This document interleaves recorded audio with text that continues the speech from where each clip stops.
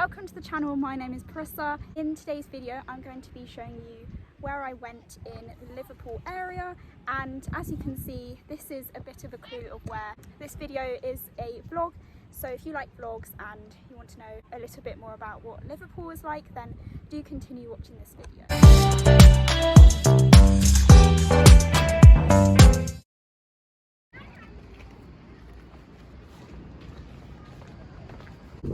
I have come to New Brighton in Liverpool. At the moment in front of me is New Brighton Beach, and then behind me is the Marine Lake, and I think it's worth showing. When I look back on future vlogs I will be glad that I filmed this. It's very windy, but I'm just going to show you the view of the beach. New Brighton Beach, and then behind is the Marine Lake. Activities on it, water sports and things like that. The lighthouse down here. So I just found out you can swim in the Marine Lake. I have now come to another area of New Brighton Beach, and it's actually a little bit better here because there's more sand, but when you first walk along the promenade and then get towards the first area where there's sand, there's like only a little bit of sand, and I thought that was all there was. Walked further down and there's a lot more sand here, and it's a lot better as well, so I'll give you a view of what it looks like. I think that's a castle over there, or it might have something to do with the lighthouse, but I actually have no idea. It must have some sort of historical significance. And then again you've got all the ships which are down there in the distance. The only bad thing I have to say about here is the fact that there is quite a rubbish in the sea. As you can see, oh yeah, over there's like a bit of plastic in the sea. The actual sand isn't too clean, but I have to say this is like the best part of the beach.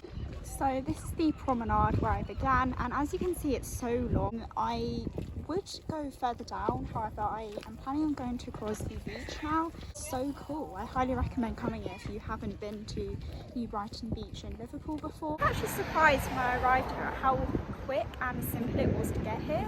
All you have to do is get a train from Liverpool Central to New Brighton Beach, and it only takes about 20 minutes, so I do recommend it if you're in Liverpool if you want to go to the seaside. There's lots of shops and places you can eat as well, so it's just so good. I am now just on my way towards Crosby Beach, and I managed to get another train to it, and it's again really simple. If you ever come to Liverpool and you want to visit like 2 beaches in a day, then you actually can. So yeah, it's just the weather is so nice today. I feel very lucky that I came on a day that the weather is really good. I think it's 23 degrees today, so I'm just making my way there now. I feel like this is going to be better than New Brighton Beach because I looked at the reviews and they seemed really good. The area here seems a little bit nicer as well. You know that feeling when you just walk towards a beach and you kind of know, you just know that you're getting closer towards the beachfront, and I feel like I'm just getting there right now and it's getting really exciting. So I'm getting so much closer to the sea. I can see it in the distance, and there's like a sort of hill just in front of me, and I'm not really sure what that is. I'm not sure if it's, I don't think it's a headland, but I'll give you a view of what it looks like now. That is what I'm talking about. Wow, so this is the first view that I've just got as I've walked a little bit closer towards the coastline, and already I am in love with this beach. This is a lot different compared to New Brighton Beach, a lot bigger, and it's like a proper stretch of beach and coastline. This is really cool. I have got myself a strawberry sundae ice cream just because I thought, you know, I may as well treat myself because this beach is absolutely beautiful, and also the weather is incredible and just perfect to have an ice cream. I thought, you know, why not? And also I found out some facts about this beach. That is the fact that there are 200 statues, I think it's exactly 200 statues, that was made by an international artist called Anthony Gromley, and it's called Another Place. They also have the highest standards of beach management here.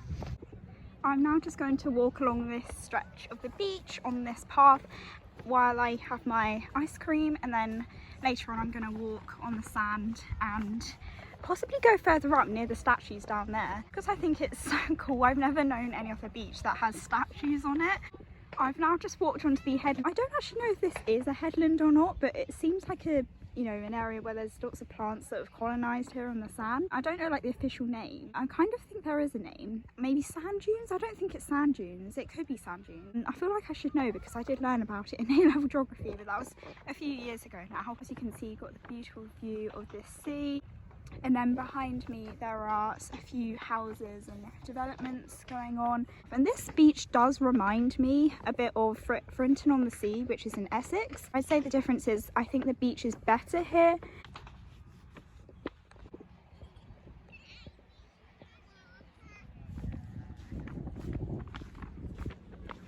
I've decided to walk closer towards the sea, and I'm actually going to try and go towards that statue in the distance, just because I'm intrigued to see if all the statues are the same. Some of the statues are deeper in the sand, and then there's other ones that are like on the same level as the sand, so I'm just kind of intrigued to have a little bit of a look. As you walk closer to the sea, the view just looks even more beautiful.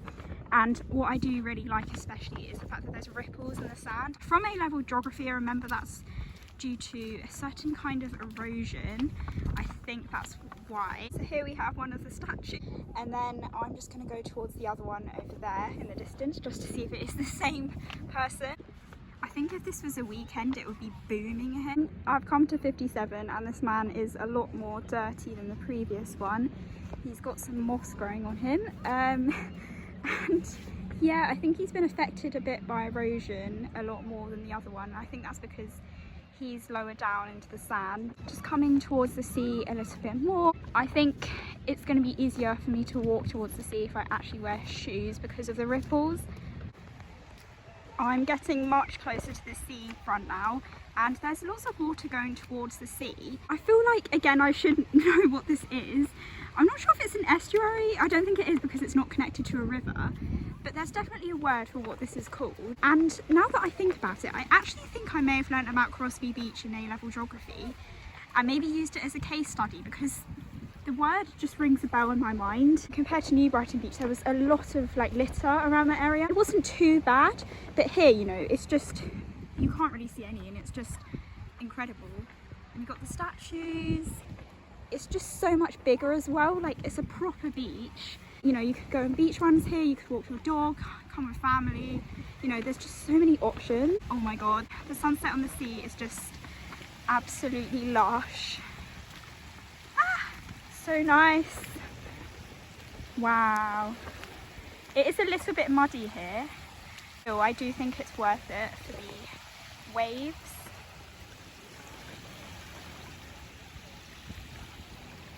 Oh look, there's a statue in the sea over there. I didn't see.